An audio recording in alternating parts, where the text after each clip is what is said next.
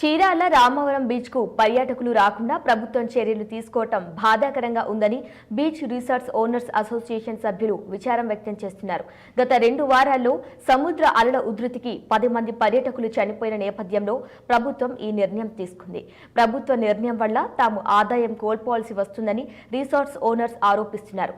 ప్రమాదాలను నివారించేందుకు లైఫ్ జాకెట్లు, అనుభవం ఉన్న గజ ఈతగాళ్లను తాము సిద్ధం చేసుకున్నామని, ప్రమాదానికి గురయ్యే ప్రాంతాన్ని గుర్తించి హెచ్చరిక బోర్డులను ఏర్పాటు చేశామని రిసార్ట్స్ ఓనర్స్ తెలిపారు. ఇప్పటికైనా అధికారులు పర్యాటకులను నియంత్రించకుండా చర్యలు తీసుకోవాలని వారు కోరారు.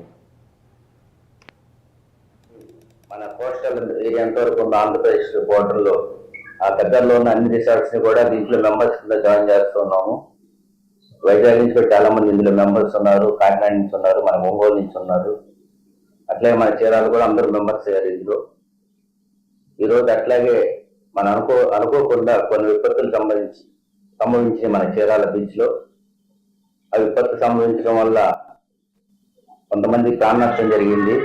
దాని మీద గవర్నమెంట్ వారు కొన్ని చర్యలు తీసుకోవాలని చెప్పి లోకల్ గా ఎమ్మెల్యే గారిని అట్లాగే డిఎస్పీ గారిని కోరడం జరిగింది.